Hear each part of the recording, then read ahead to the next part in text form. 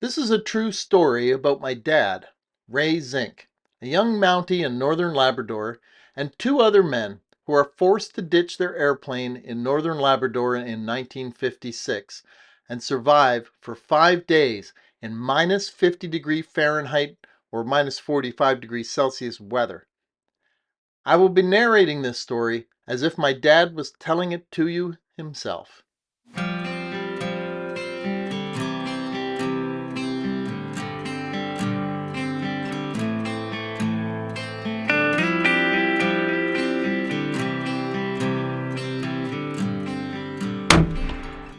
It was a crisp, cold morning in Hopedale, Labrador in 1956, and the air on the frozen harbor was alive with anticipation.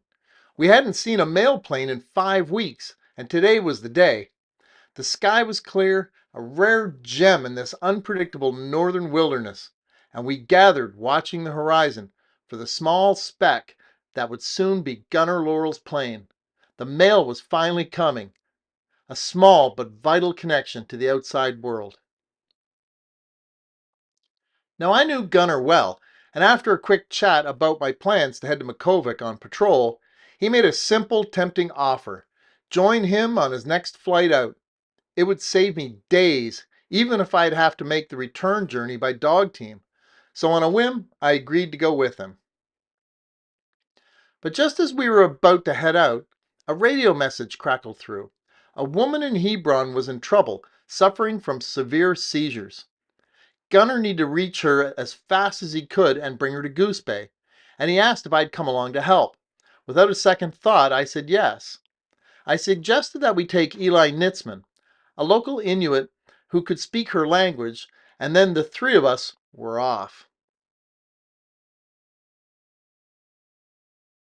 Due to the vast distances, we would have to fly to Nain and stay overnight and refuel before leaving the next day for Hebron. We landed in Nain and spent a long, restless night. Early the next morning, our journey took a dangerous twist. Gunner's plane wouldn't start, leaving us stranded, so we radioed for a replacement plane. Hours later, Benny Rivard arrived in the replacement aircraft to take Eli and I to Hebron. Benny was fresh to the north, but eager to help, so it looked like our luck was turning. As we pressed north towards Hebron, the weather turned terrible. The snow thickened, and soon we were flying blind in a dense cloud cover. I could tell Benny was worried. Flying under visual flight rules, he had to keep us low enough to be able to see the ground. But the storm was closing in, and we were quickly running out of time and gas. Benny decided to try his luck above the clouds, aiming to find a hole where he could safely descend into Hebron. We had radioed Hebron, and they had said that they could hear us overhead, but we couldn't see the ground to confirm it. There was a lot of tension in the plane, and then suddenly a hole opened and Eli leaned over and said, "There's Dog Island." But Benny, checking his calculations and fuel, said it couldn't possibly be. We hadn't traveled long enough or burned enough fuel. The storm had pushed us so far so fast we didn't realize it then, but we'd already overshot Hebron. We couldn't stay in the air much longer. Benny looked at me with a serious expression and pointed to the gauges. We had less than 10 minutes of fuel left. Benny decided to turn around and start heading south. But the mountains around us loomed dangerously close, and I seriously thought we were going to crash into a mountain. And then just like that, the engine sputtered and died. In that very moment, as the roar of the engine faded to silence, my heart dropped. But Benny, calm and steady, had been prepared. He was switching to our reserve tank, and the engine sputtered back to life. Benny said this was our last shot. We have 10 minutes left, and I'd rather land under power than crash. I was terrified. Benny made a steep descent, threading between the mountain peaks, desperately scanning for a flat stretch of ice where we could land. Finally, we touched down on a frozen bay. It was a bone-rattling landing, but it was solid ground, or rather solid ice. We scrambled out of the plane, and as the cold bit through my clothing, I took in our surroundings. We were stranded in the middle of nowhere with only 2 rifles, 2 sleeping bags, and no food. Any thought of a quick rescue was slipping away as the first snowflakes began to fall and the wind started to pick up.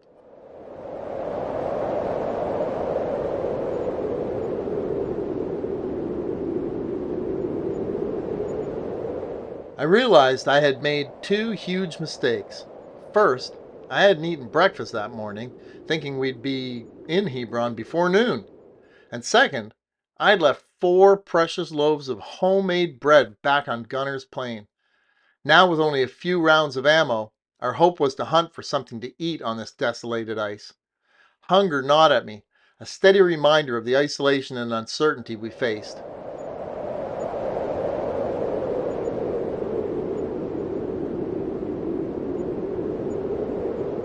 Eli and I strapped on our snowshoes and walked a few miles into the bay, hoping to pinpoint our location.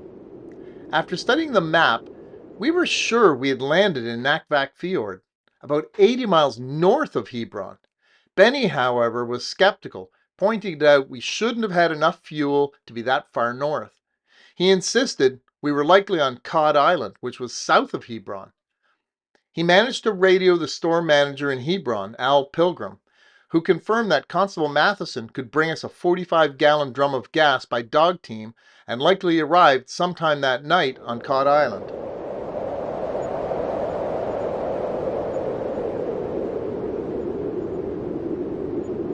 We spotted several seals on the ice. Eli and I took the 2 rifles, one mine and one Benny's, hoping to kill one of the seals. Without a tullock to disguise ourselves in the snow, I turned my white parka inside out to blend in, with Eli following close behind me. We crept close and fired at the same time as the seal lifted its head. We ran hard and fast to grab the seal, but just as we reached it, it slipped into the hole and disappeared. Frustrated, we joked about whose shot had missed. We were actually able to trace the bullet path in the snow, and we discovered it was Benny's 30-30, loaded with homemade lead bullets using old black powder, far less accurate than our usual ammunition. It was disappointing when we chalked it up to poor supplies.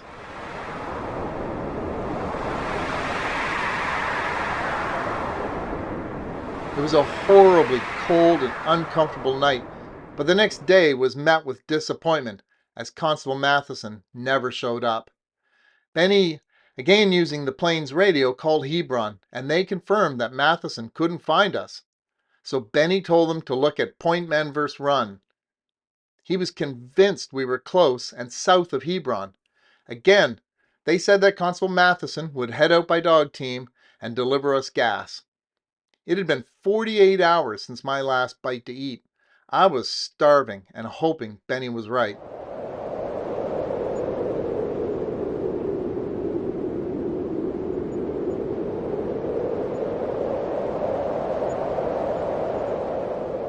Day 3 was nasty with a strong bone-chilling wind.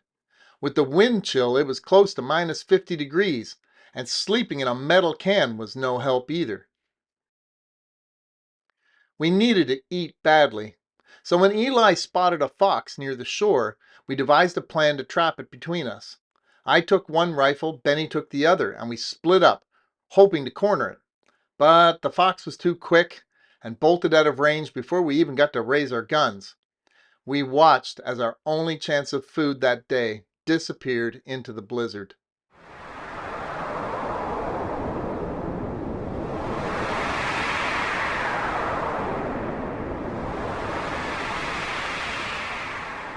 Night fell and it got colder. Colder than any night I'd ever spent up north. We had 1 sleeping bag to lay on and another to cover ourselves, but the plane's metal floor was like a slab of ice. We learned quickly that the only person who stayed warm was the one in the middle, so all night we rotated positions, each of us taking turns in the warm spot.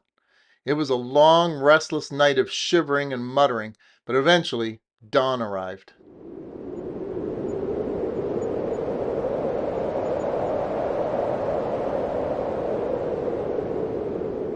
We were running on empty. We all knew we were slowly starving to death.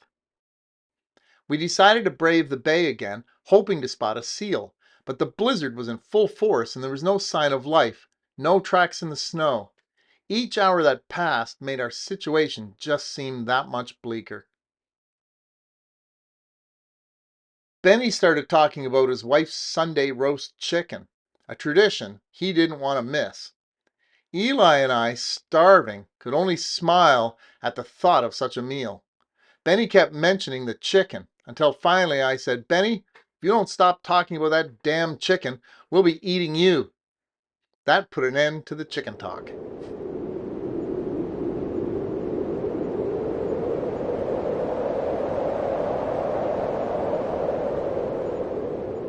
Though Eli was a skilled hunter, Benny insisted on joining me for a hunt, leaving Eli to watch for rescuers by the plane. We walked for hours on the hardened snow but found no game and returned empty-handed. We stood outside the plane, talking. Benny was absent-mindedly handling his rifle. I asked if it was loaded and he replied, "No, of course not." Moments later, it discharged, shooting a 12-inch long furrow through the fuselage of the plane. We all jumped, Benny freaking out, saying, "It's not bad enough we get lost. I had to go and shoot the plane too." Thankfully, no critical damage was done to the plane, but I quickly took the rifle and remaining shells from him. He could have killed one of us.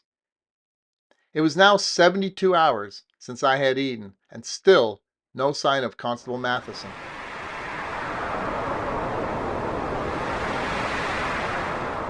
Another incredibly cold, drafty night in our tin can. We all shivered the entire night through. On the fourth day, we decided to climb a nearby mountain. We left the plane with the one good rifle, hoping to spot game along the way. The climb was extremely hard, especially on empty stomachs, but we were desperate to get a view of our surroundings and prove to Benny we were in Nakvak Fjord. He was skeptical, but agreed to the climb, and it was a clear day. I was so tired I couldn't carry the gun anymore and left it standing up on our trail to retrieve it on the way down. After 4 hours, we finally reached the peak, only to come across 11 ptarmigan, and me with no gun. There was nothing we could do. At the top, looking down at the lay of the land, Benny agreed we might be at Nakvak Fjord, but I don't think he was really entirely convinced.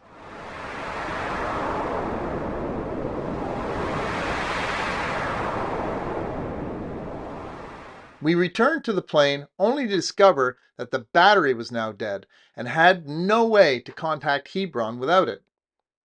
The old plane, though, had an ability to manually turn a crank handle, and if you got it turning fast enough, the engine could be kicked in and started to give us the power we needed. It was incredibly physically draining, and it took several tries from all of us before we could get it going. We heard Hebron on the radio saying they must be in Sagalak, which was 60 miles south of where we were. We started yelling, "Tell them we might be in Nakvak Fjord. You have to tell them." Benny chimed in, "We think we're in Nakvak Fjord. We think we're in Nakvak Fjord." The words were barely out of his mouth when the engine died, along with the radio. We were out of gas and had no way of confirming if our message went through or not. What a nightmare.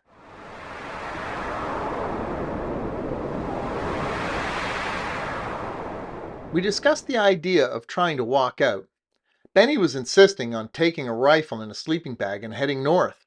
Eli and I knew it would certainly be his death, and we convinced each other to wait until we had at least killed a seal before such an attempt. We were all just too weak. It had been 96 hours since my last meal, and while we were chatting, we heard a small plane overhead.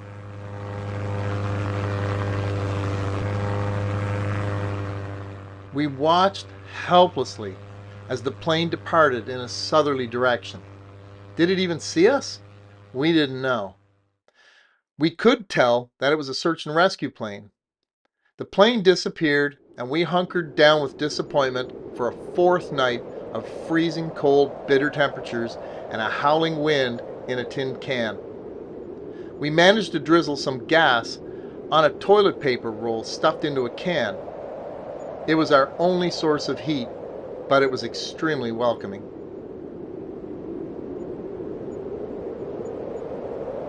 On the fifth morning, we woke up feeling optimistic, searching to see if yesterday's plane might have dropped us some food, but nothing.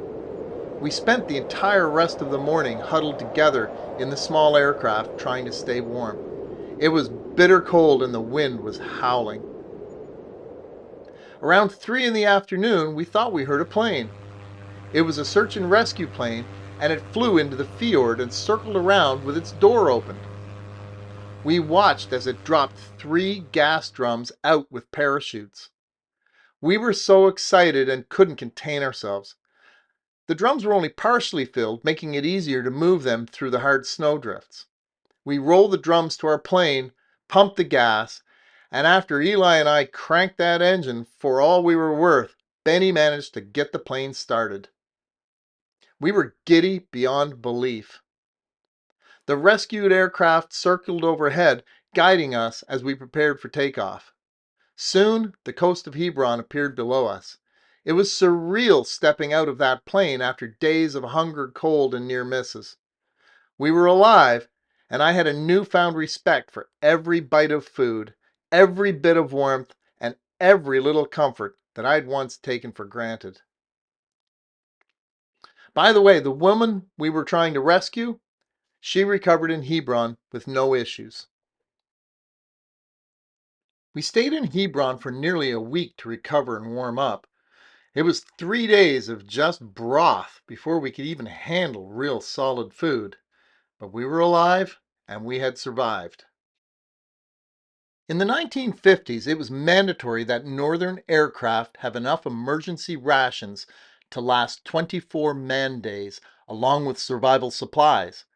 It was discovered, and unbeknownst to Benny or anyone, that during the aircraft's last scheduled maintenance period, someone took those vital emergency supplies.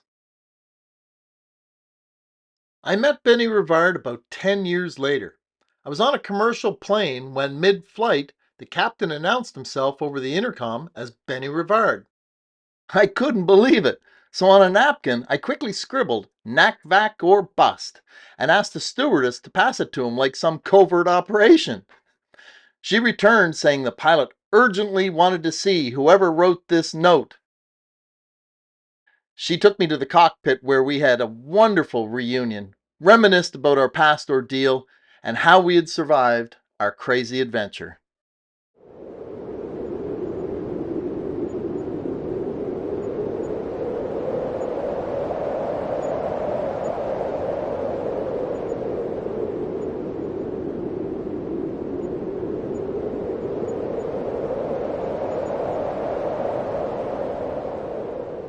Thanks for watching, guys. I hope you enjoyed that video. Check out the details below in the description. There's lots of information in there. And please leave me a comment. Leave me your thoughts. Love to hear from you guys. I always try to reply to everybody's comments. As well, don't forget to subscribe to my YouTube channel and click on the bell to get the notifications when a new video has been uploaded. As well, if you like this video, you'll find more just like it right here.